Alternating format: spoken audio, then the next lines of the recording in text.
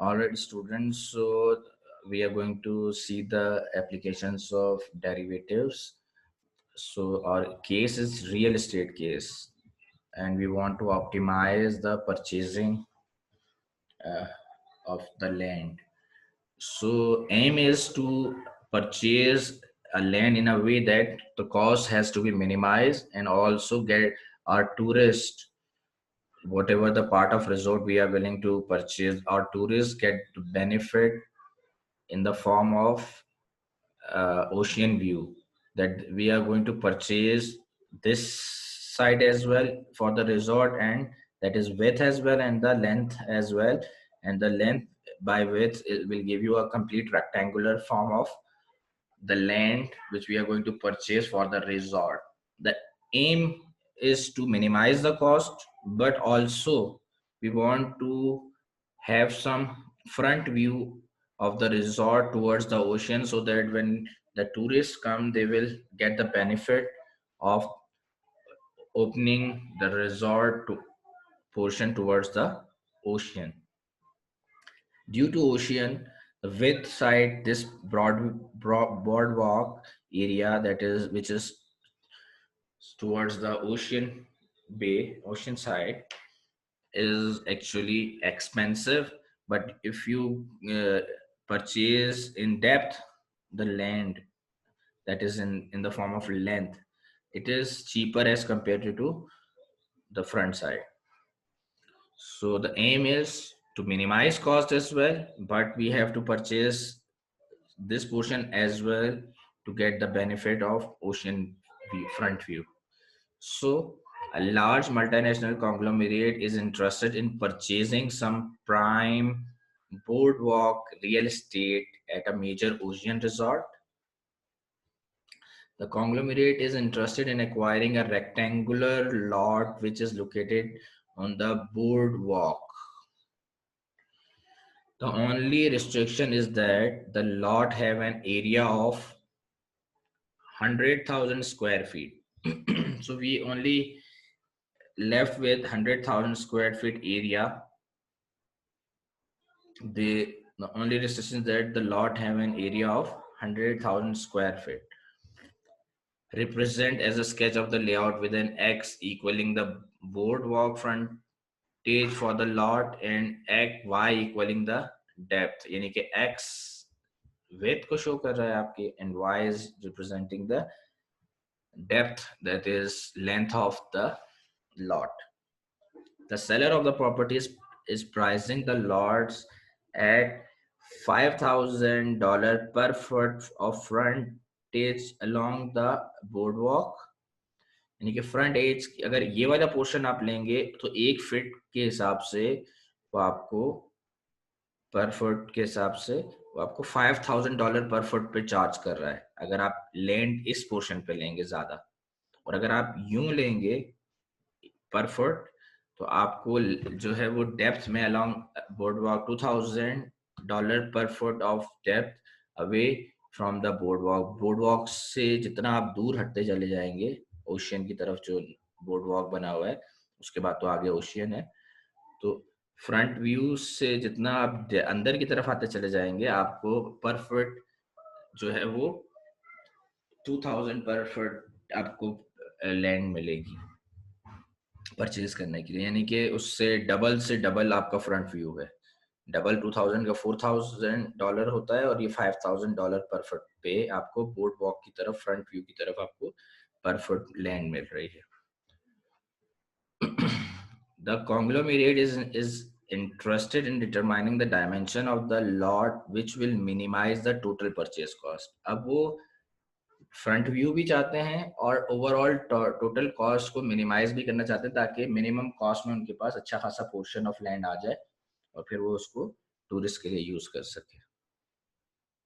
तो यानी कि कॉस्ट मिनिमाइजेशन है, मिनिमा टाइप का क्वेश्चन बनेगा। जो भी हमारे पास कॉस्ट का फंक्शन होगा हम उसको मिनिमाइज करने की कोशिश करेंगे। तो हमें जो है वो अगर हम देखें तो हमने कॉस्ट का फंक्शन कैसे बनाया है। कॉस्ट का फंक्शन हमने ऐसे बनाया है कि जो है वो हमारे पास हम x में भी क्वांटिटी परचेज कर रहे हैं और y में भी क्वांटिटी परचेज कर रहे हैं, यानी कि x क्या है, quantity of units, amount of land purchased in the front side in with x, ये क्वांटिटी है, और y क्या है, विथ जो हम परचेज कर रहे हैं किसमें, डेप्थ जिसके अंदर हम जो है वो, सॉरी, डेप्थ जो हम परचेज कर रहे हैं जिसको हम लेंथ कह रहे हैं, away from the board walk. ठीक है, तो ये दो तरह से हम चीजें परचेज कर रहे हैं। हमारी कोशिश क्या है, हमारी कोशिश ये है कि कॉस्ट जो है हमारी मिनिमम हो जाए, मिनिमाइज्ड हो जाए। तो उस सूरत में हम कॉस्ट का फंक्शन अगर बनाएं तो एक unit cost is equal to, जो कि हम मिनिमम करने चाह रहे हैं, c इज इक्वल टू एक यूनिट, कोफिशिएंट क्या बताता है, पर यूनिट। एक यूनिट अगर हम, यानी एक फुट अगर हम परचेज करेंगे तो हमें कितनी कॉस्ट पे करनी है, 5000, और हम फ्रंट साइड पे कितने यूनिट्स परचेज कर रहे हैं, यानी कि फ्रंट एंड पे बोर्ड वॉक के करीब उसके जितने भी यूनिट परचेज करेंगे हम उसको क्वांटिटी एक्स से रिप्रेजेंट करेंगे। अभी नहीं पता, ये चीज तो हम निकालने जा रहे हैं कि कितने करेंगे, तो अभी हम उसको क्या कह रहे हैं, कॉस्ट को मिनिमम करते हुए हम कितने करेंगे एक्स में और कितने वाई में करेंगे, यही चीज तो हम कैलकुलेट करने जा रहे हैं। तो जब हमें नहीं पता होता तो फंक्शन बनाते हुए हम उसको यूनिट्स क्वांटिटी ऑफ परचेज को किसी वेरिएबल से डिफाइन कर देते हैं। तो एक यूनिट कितने का है, 5000 का, कितने यूनिट्स परचेज करेंगे फ्रंट साइड पे, x प्लस और भी कॉस्ट लगेगी, और कहाँ लगेगी, हम डेप्थ में भी, इस तरफ डेप्थ में भी परचेज करेंगे, तो एक यूनिट जो परचेज करेंगे प्लस $2000 का है, कितने यूनिट परचेज करेंगे अभी नहीं पता, y, यानी कितने फीट परचेज करेंगे नहीं पता, y। तो 5000x plus 2000y is equal to cost, तो आपके पास कॉस्ट का फंक्शन बन जाएगा खुद। अब ये कॉस्ट का फंक्शन आपने खुद बनाना आना चाहिए, यहाँ से डेटा रीड करके कि भाई एक यूनिट 5000 का बन रहा है, कितने यूनिट्स परचेज कर लेंगे अभी नहीं पता, यही तो हम निकालने जा रहे हैं ताकि कॉस्ट मिनिमम हो जाए, x प्लस एक यूनिट अगर हम डेप्थ में खरीदते हैं, एक फुट अगर इधर गहराई में खरीदते हैं, इधर इस तरफ away away from board walk, तो 2000 यूनिट का है, कितने यूनिट परचेज करेंगे अभी नहीं पता हमें, तो y, बस हम कॉस्ट मिनिमाइज करना चाहते हैं। इन दोनों को ऐड करें, इसको x की क्वांटिटी जो भी बाद में आएगी इसको मल्टीप्लाई करेंगे, यहाँ ये हमारी कॉस्ट आ जाएगी जो है वो विथ साइड पे परचेज की, प्लस यहाँ कितने यूनिट परचेज की उसको मल्टीप्लाई 2000 से, ये कॉस्ट आ जाएगी हमारी डेप्थ साइड परचेजिंग की। ठीक है, और this cost plus this cost is equal to, हमारे पास टोटल कॉस्ट आ जाएगी जो कि हम मिनिमाइज करना चाह रहे हैं। अभी तो सिर्फ फंक्शन है, ये जो फ्यूचर में आएगी। ठीक है, कॉस्ट आपने निकाल लिया। अच्छा, रिस्ट्रिक्शन क्या है वो भी हमें पता होनी चाहिए। एक्स और वाई, एक्स क्वांटिटी एरिया होता है ना, क्वांटिटी हमारे पास जो भी परचेज करते हैं एरिया होता है, खाली लेंथ नहीं खरीद सकते दीवार। ठीक है, हमें वेथ खरीदनी होती है घर बनाने के लिए, लेंथ बाय ब्रेथ, लेंथ और वेथ दोनों चाहिए होती हैं, तभी हम एक कमरा बना सकते हैं, घर बना सकते हैं, एक रिजॉर्ट बना सकते हैं। तो एरिया टोटल कितना अवेलेबल है, एक्स खरीदें या वाई खरीदें, एक्स को वाई से मल्टीप्लाई करें, लेंथ खरीदें या विथ खरीदें, X multiply by Y, length multiply by breadth is equal to area होता है। तो area is equal to X into Y is equal to total कितना अवेलेबल है, 100,000 स्क्वायर फीट, यानी कि 1 lakh square feet total availability इतनी है, इससे ज्यादा खरीद ही नहीं सकते। क्यों, क्योंकि टोटल अवेलेबल ही इतना है, तो इसमें खरीदना है और इसके अंदर खरीदना है। यहाँ से हम अगर किसी एक की फॉर्म में अपनी इक्वेशन बना लें, किसी एक वेरिएबल की फॉर्म में, तो हम ये कॉस्ट के फंक्शन को किसी एक वेरिएबल की फॉर्म में बना के आराम से सिंप्लीफाई कर सकते हैं। याद है जैसे हम रेवेन्यू के केस में करते थे, प्राइस मल्टीप्लाई बाई क्वांटिटी, तो हम या तो प्राइस की फॉर्म में रेवेन्यू देखते थे या क्वांटिटी की फॉर्म में, तो पी और क्यू का, प्राइस और क्वांटिटी का भी एक रिलेशनशिप हमें दिया होता था, उसकी मदद से हम किसी भी एक फॉर्म में रेवेन्यू को बना देते थे। अगर रेवेन्यू प्राइस के रिस्पेक्ट से पूछा हुआ है तो प्राइस की फॉर्म में बना लेते थे, अगर रेवेन्यू क्वांटिटी की फॉर्म में पूछा हुआ है तो क्वांटिटी की फॉर्म में बना लेते थे। अभी यहाँ ये इक्वेशन मुझे किसी एक राइट हैंड साइड इस इक्वेशन का, इस पार्ट का किसी एक वेरिएबल की फॉर्म में कन्वर्ट करना है ताकि वो कैलकुलेशन आसान हो जाए। अभी दो वेरिएबल हैं एक्स और वाई इंडिपेंडेंट, और एक और वेरिएबल है सी कॉस्ट, जो कि इन डिपेंडेंट वेरिएबल है एक्स और वाई, इन दो इंडिपेंडेंट वेरिएबल पे ये डिपेंड कर रहा है।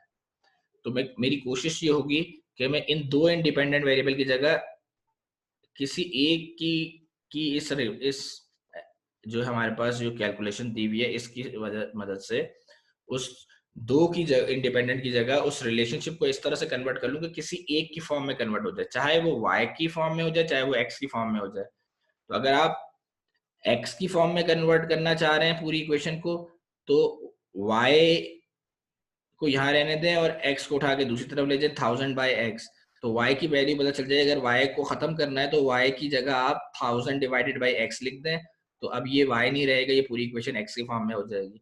इसी तरह से अगर आप x की फॉर्म में बनाना चाह रहे हैं तो फिर यहाँ x is equal to x यहाँ रहने दीजिएगा, y उठा के इधर ले जाइएगा 1000/y, और जहां जहां x है वहां 1000/y पुट कर लीजिएगा, तो दोनों जो है वो पार्ट y वेरिएबल की फॉर्म में हो जाएंगे। एक इंडिपेंडेंट वेरिएबल का इफेक्ट डिपेंडेंट वेरिएबल पे, यानी कि इस वाले पे जो राइट लेफ्ट हैंड साइड पे होता है वो हमेशा डिपेंडेंट होता है, राइट हैंड साइड पे जो होते हैं वो इंडिपेंडेंट वेरिएबल्स होते हैं।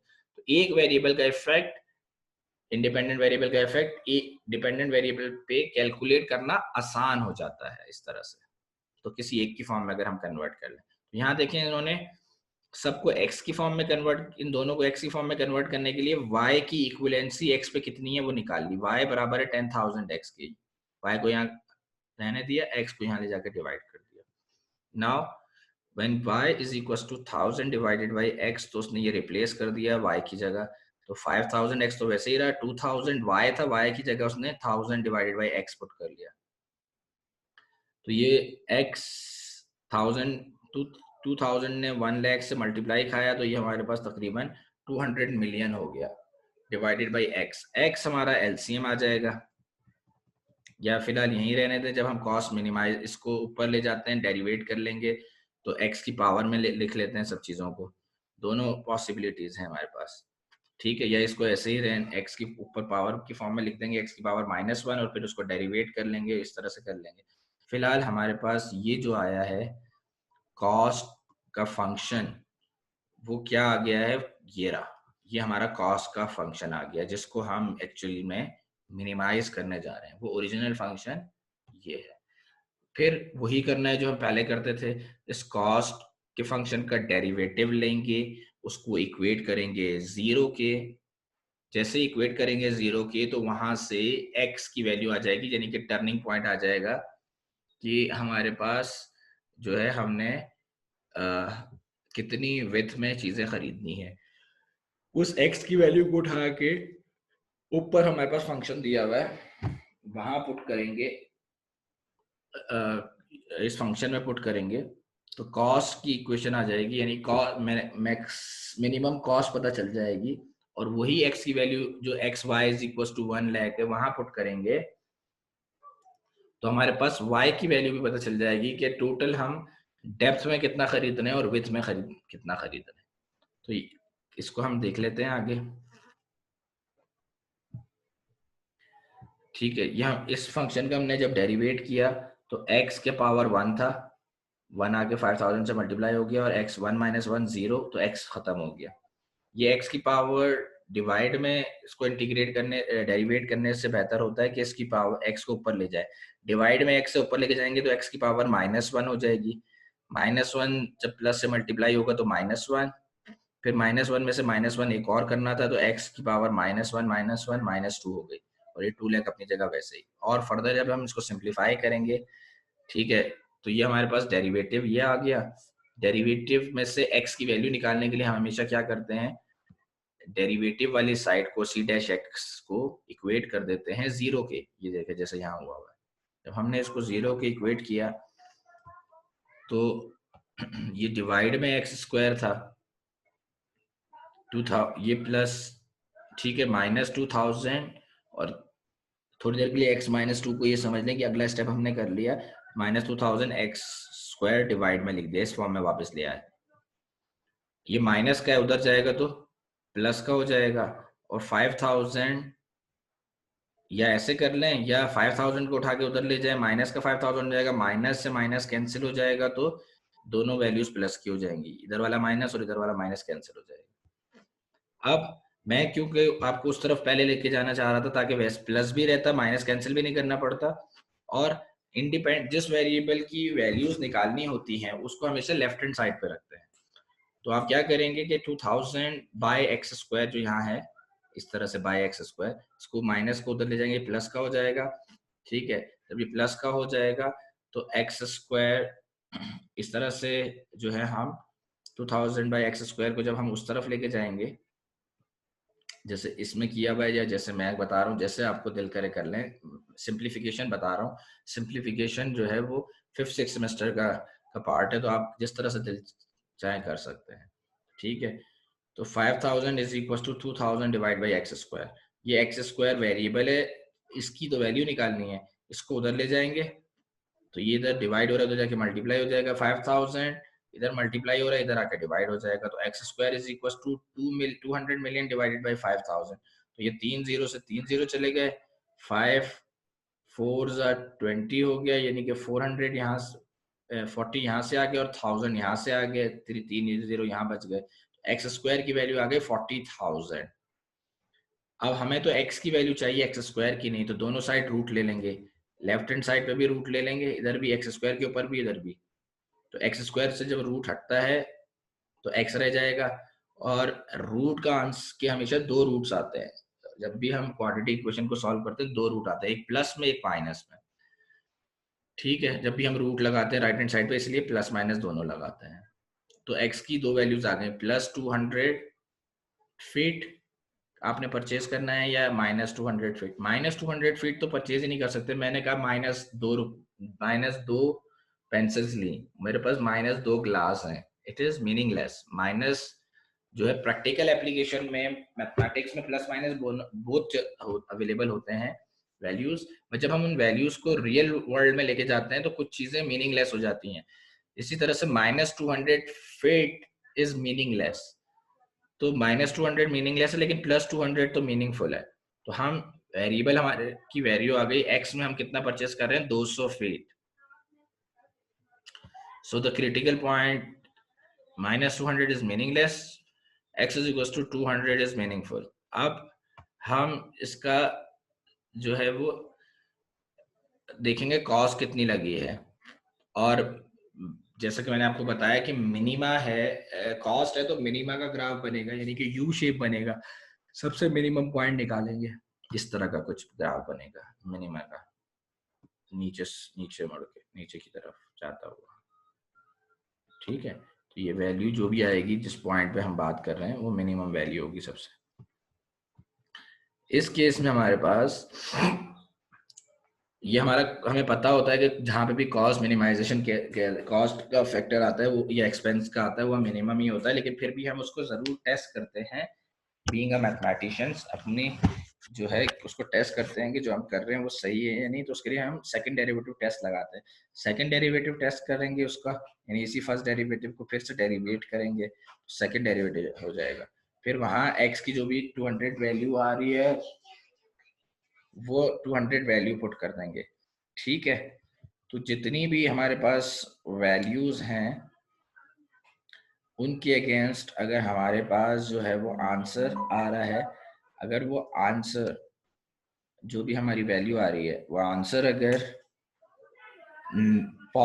आपको पता है कि अगर पॉजिटिव आंसर आता है सेकंड डेरिवेटिव का, भाई एक फॉर एग्जांपल ये सेकंड डेरिवेटिव आया, ठीक है, यहाँ x की वैल्यू क्या थी, x की वैल्यू नेगेटिव तो नहीं पुट कर सकते, 200 आ रही है, 200 x की वैल्यू रिप्लेस कर दी, 200 का क्यूब ले लिया, इसको डिवाइड कर दिया 200 के क्यूब से, तो हमें आंसर पता चल गया वो आ रहा है 50 पॉजिटिव।